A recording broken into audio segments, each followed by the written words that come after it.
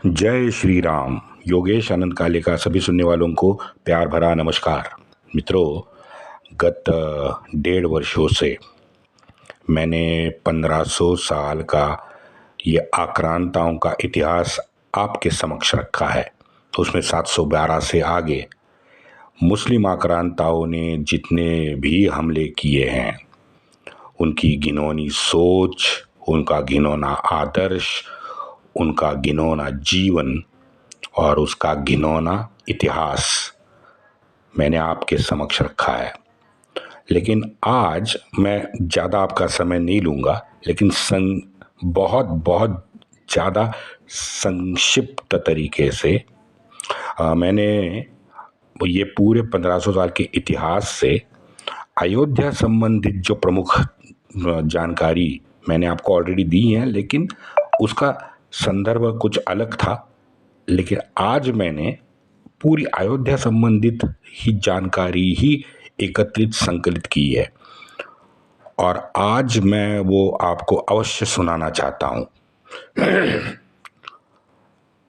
सन 1528 मीर बाकी द्वारा मंदिर तोड़े जाते समय माटी नरेश, मेहताब सिंह, हंसवर नरेश, रणविजय सिंह, हंसवर के राजगुरु पंडित देवी दीना पांडे जी, इन्होंने जरूर मीर बाकी से तगड़ा मुकाबला किया है। मीर बाकी संग 15 दिन का भीषण संघर्ष इन्होंने किया राम जन्मभूमि के लिए। पंडित देवी दीन ये युद्ध में विजेता बन के उभरे। उन्होंने भयंकर मार काट की और इसका रेफरेंस मैंने लिया है तुजुक बाबरी से। तुजुक बाबरी पे लिखा है कि अकेले देवी दीन ने 700 से ज़्यादा मोमिनों को युद्ध भूमि में काट डाला था। उनके सर पे जबरदस्त प्रहार हुआ था, लेकिन फिर भी पंडित जी ने सर पे पट्टी बांध के आखिर तक युद्ध किया। मीर बाकी ने गोली मार के उन्हें वहीं युद्ध भूमि पे मार डाला। उसके बाद मीर बाकी फिर जाके मंदिर तुड़वाने का उसको मौका मिला। लखनऊ गैजेटेरियर तनघम ने लिखा है कि 1,74,000 हिंदुओं के सर कटवाए जाने के बाद ही मीर बाकी तोफ के गोलों से मंदिर ध्वस्त कर पाया। अब इसमें एक चीज़ है कि ये आंकड़ा जो है ना 1,74,000 रुपये, 74,000 का ये जो आंकड़ा है हिंदुओं का, अब इसको छोड़ दे, क्योंकि बाकी के जितने भी रेफरेंस बुक्स हैं उसमें उतनी आबादी ही अयोध्या की रही नहीं थी तब, क्योंकि पूरा का पूरा अयोध्या खंडहर बन चुका था। तो वो आंकड़े को अगर छोड़ दे तो फिर गैजेटेरियर कनिंगम ने जो लिखा है वो सच लगता है कि भाई लाखों नहीं, हजारों हिंदुओं के सर कटवा जाने के बाद ही मीर बाकी तोफ के गोलों से मंदिर ध्वस्त कर पाया। बबूर के काल से ही वैसे अयोध्या में रक्त रंजित युद्ध होते रहे, हमने देखा है। चलो आगे बढ़ते हैं। 1530 से 1556 ये हुमायूं का काल था। अब हुमायूं के काल में अयोध्या जन्मभूमि के लिए 10 बार प्रचंड युद्ध हुए।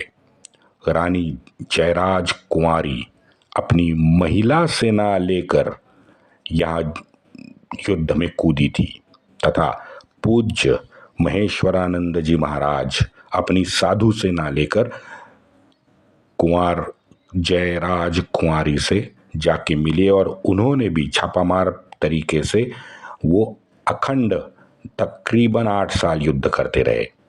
अंत में फिर गुरुजी और माता रानी दोनों ने अपने प्राण युद्ध में ही त्याग दिए। आगे चलते हैं 1556 से 1605 तक। ये हमारा नशेड़ी स्त्री लंपट अकबर, ये अकबर का काल था। अकबर के काल में 20 बार युद्ध हुए। स्वामी बलरामाचार्य को वीरगति यहाँ अयोध्या में प्राप्त हुई। ज़्यादा विद्वेष के चलते और ज़्यादा युद्ध होने की वजह से फिर अकबर ने बीरबल, जो हमें मालूम है धर्मांतरित मुस्लिम बना था मध्य प्रदेश से जाके, और फिर दिल्ली में जाके उसने और एक बार शादी की थी, वो दूसरा इतिहास है। ग्वालियर घराने का ये बीरबल और उसके साथ राजा तोडरमल। राजा तोडरमल की दर्दनाक मौत, इसको भी मैंने आपको बताया था। तो अकबर ने फिर क्या किया, बीरबल और राजा तोडरमल को वहाँ अयोध्या भेजा।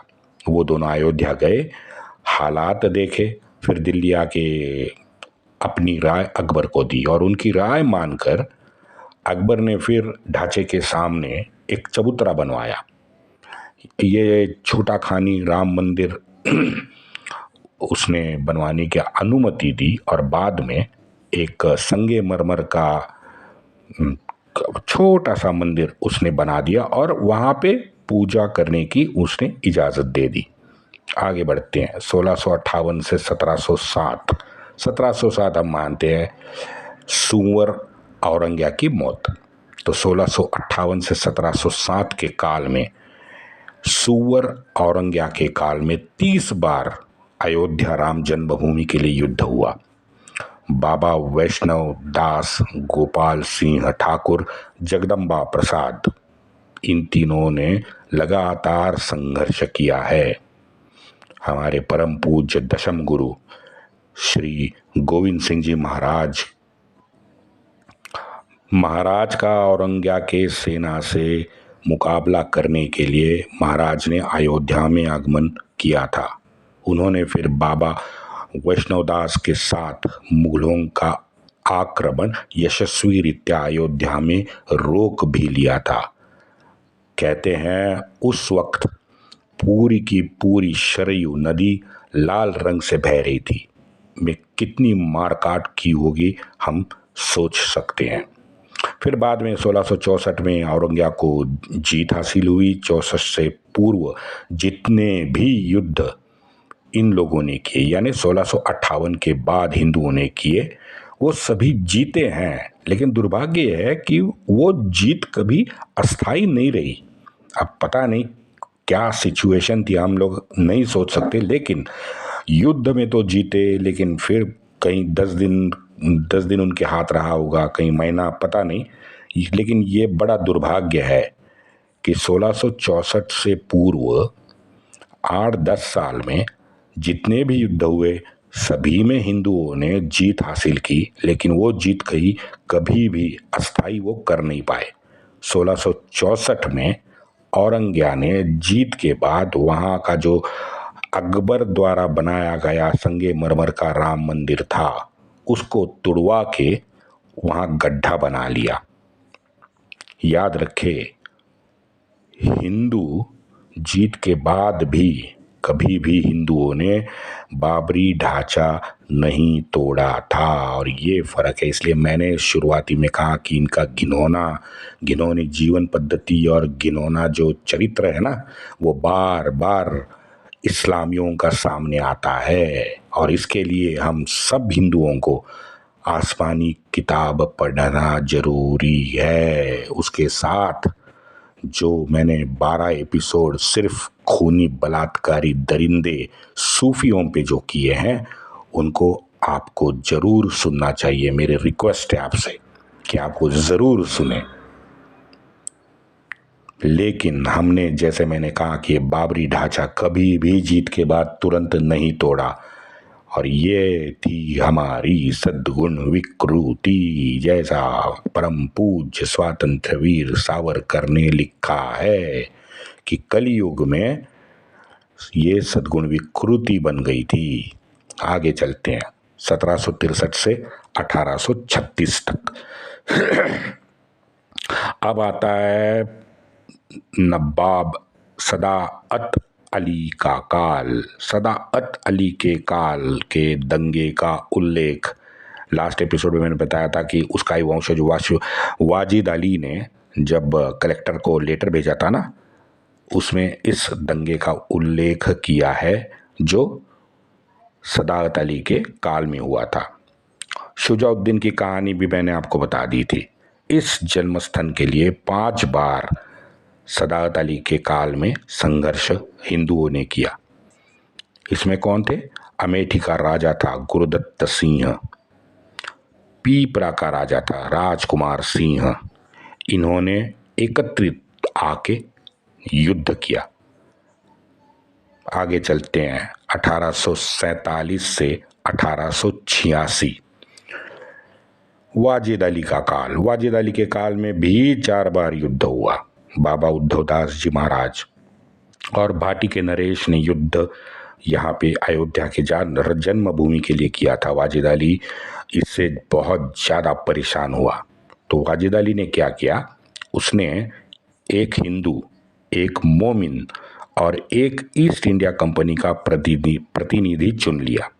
उनको एक साथ बुलाया और एक कमेटी का गठन किया और कमेटी को बोला कि भाई रिपोर्ट दे दो। कमेटी ने रिपोर्ट दे दी। कमेटी के रिपोर्ट जो आज उपलब्ध है, रिपोर्ट में लिखा गया है कि यह स्थल फरिश्तों के अवतरण की भूमि है। इस मस्जिद में मंदिर भवन का मलबा भी हमें मिला है। ये कमेटी ने रिपोर्ट दी है जिसमें एक हिंदू, एक मोमिन और एक ईस्ट इंडिया कंपनी का गोरा प्रतिनिधि था। अब बताओ, ये सबूत भी हमारे लॉर्ड है ना, लॉर्ड बने हुए, उनको नहीं, ये मतलब नहीं है, उनको इन शब्दों से कोई मतलब नहीं बना था, इसलिए 130 साल हमें घुमा के रखा। चलो 1856 में आखिरकार वाजिद अली को, जैसा हमने इतिहास सुना है, अंग्रेजी शासन ने निष्कासित करके कोलकाता भेजा। ब्रिटिशों ने यहाँ तुरंत फिर क्या किया, तुरंत उसने रेलिंग लगा दी। देखो कितने शातिर दिमाग वाले ब्रिटिश हैं। उन्होंने देर नहीं की, उन्होंने तुरंत रेलिंग लगा दी और पूजा फिर बाहर के परिसर में करने की परमिशन दी। और वो भी 1.5-2 साल के बाद पूजा भी उन्होंने बंद करवा दी। और कारण क्या दिए? कारण लगातार दंगे हो रहे हैं। हाँ, दंगे तो होने थे भाई, पूजा स्थल, जन्म स्थल की जो पूजा है वो ब्रिटिशों ने बंद करवा दी थी, तो इसके लिए फिर लगातार दंगे शुरू हुए। 1857 में मंदिर निर्माण का कार्य करना तय हुआ था, लेकिन फिर 1857 और 58 के जो घटनाक्रम है वो तो हमने सुने ही है, उसमें मंदिर का विषय थोड़ा सा पीछे पड़ गया। 1857 के मीरत के कुछ राष्ट्रवादियों ने बहादुर शाह को जब अपना नेतृत्व सौंपा ना, क्योंकि मैंने बताया था कि संडे को मीरत के चर्च में 50 गोरों को मार के वो सारे के सारे राष्ट्रवादी तुरंत दिल्ली निकल गए थे। यहाँ पे रुके नहीं थे, मीरत में रुके नहीं थे, वो दिल्ली गए। दिल्ली में ये बादशाह, बुढ़ा बादशाह था ना हमारा बहादुर शाह जफर, उसको अपना इन्होंने नेतृत्व सौंप दिया। अब अयोध्या का जो राजा था देवी बख्श सिंह तथा गोंडा नरेश था, और उन्होंने फिर महंत रामचरण दास जी महाराज के सामने अपना प्रस्ताव रखा और तीनों ने मिलके बुढ़े जफर को अपना नेता मान लिया। और उसको नेता मान के फिर उन्होंने ऐलान किया कि गोरों के विरुद्ध अब स्वातंत्र समर शुरू हम करने जा रहे हैं।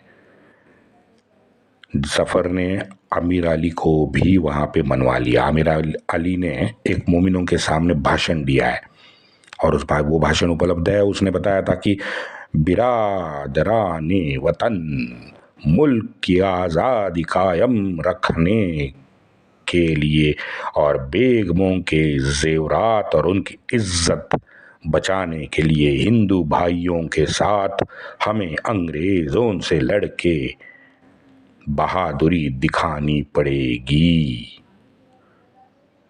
और हिंदुओं ने जो हमारा साथ दिया है उसे हम भूल नहीं सकते।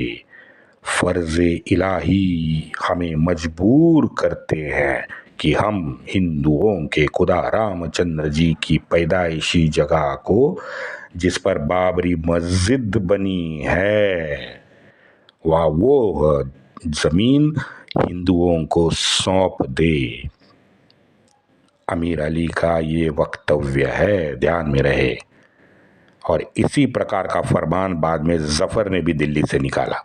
अब ये खबर से अंग्रेजों में बड़ी खलबली और हड़कंप मचा।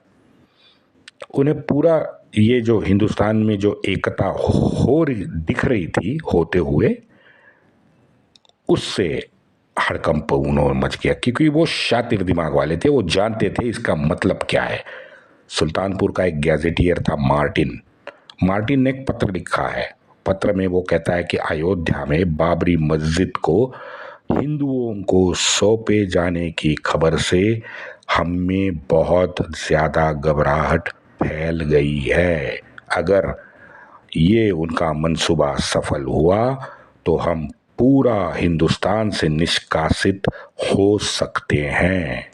सभी जानते थे हमारा ये स्वतंत्रता का समर जो है वो अगर सफल होता तो उनका अंग्रेजों का रहना यहाँ पे मुश्किल होता। दुर्भाग्य है स्वतंत्रता का समर हमारा विफल रहा। अंग्रेजों ने फिर 18 मार्च 1858 को कुबेर टीला के इमली के झाड़ पे पूज्य रामचरण दास जी महाराज और उनके साथ ही अमीर अली को कड़ी सुरक्षा में फांसी दे दी गई। ये हमारा जन्मभूमि विवाद अब निपटते निपटते 1858 के बाद ही 1992 तक रह गया। ये अमीर अली का उदाहरण है, ये इक्का दुक्का उदाहरण है मोमिनों का। आप ज़्यादा खुश होने की हमें सनातियों को जरूर नहीं है, क्योंकि इस घटना से भी मेरा ही निष्कर्ष मैंने जो निकाला है वो निष्कर्ष सिद्ध होता है कि ये गंगा जमुना तहजीब का जो ढकोसला है, ये मिथ्या गंगा जमुना तहजीब है ना, हाँ, वो ढकोसला है और आज भी कुछ लोग उसको पाले हुए हैं। और इसीलिए मैंने जैसे पहले कहा था, ये धर्मनिरपेक्षता नाम की जो वेश्या है ना, तवायफ, उसको ये आज भी नचवाने की कोशिश करते हैं। सूफियों के, मुल्ला के, मौलवी के पूर्ण अधीन इस्लामी समाज ने मात्र 5-6 साल बाद फिर एक बार अयोध्या में सांप्रदायिक दंगे शुरू करवा दिए। इसलिए मैंने कहा कि ये मेरा निष्कर्ष जो है कि हिंदू मुसलमान एक साथ कभी भी नहीं रह सकता। आप आसमानी किताब देखो, हाँ, हमदनी, अच्छा वो हमदनी तो वो तो कुत्ता था, वो सूफी। अब वो उमर का दमास्कस में जो उसने मुसलमानों के लिए एक नियमावली बनाई थी, वो आपने पढ़ी है? गूगल पे डाल दो, आप पढ़ो। क्योंकि भाई ऐसा नहीं करना है, गैर मुस्लिम जो करते हैं वो आपको नहीं करना है, और क्या क्या नहीं करना है उसकी पूरी लिस्ट उमर ने दी थी। और वो उसी प्रकार की एक लिस्ट हमदनी ने कश्मीर में दी थी। जैसे मैंने कहा, बाद में उन्होंने लगातार हमले तो शुरू कर दिए थे। आगे बढ़ते हैं। काल है 1912 से 1934 का, और इस अंतराल में तो हर 2-4 महीने के बाद में अयोध्या की ये जो पवित्र भूमि है ये रणभूमि बनती गई। सांप्रदायिक दंगों की पूरी भरमार थी। हर 2-3 महीने के बाद सांप्रदायिक दंगे वहां अयोध्या में होते रहे हैं। 1934 में फिर अंग्रेजों ने तंग आकर ढांचे में चलने वाला जो नमाज था वो कायम स्वरूपी बंद कर दिया। और ये बहुत बड़ी बात थी। मैं न्यायालयीन दृष्टिकोण से बोल रहा हूँ, ये बहुत बड़ी बात थी। 1528 से 1934 तक वो अयोध्या के जन्म स्थान के लिए 76 बार बड़े युद्ध लड़े गए। लगभग 3.5 लाख सनातनी हिंदुओं ने बलिदान यहाँ पे दे दिया है। अभी भी आप कहोगे गंगा जमुना तहजीब है, हाँ? सारे हिंदुस्तानी हम एक है। जरा मोमिनों से पूछो, टीवी पे जो बैठते हैं उनसे भी पूछो, और सामान्य मोमिनों से भी पूछो, संविधान प्रथम है या कुरान प्रथम है? देखो आपसे क्या कहते हैं। वंदे मातरम।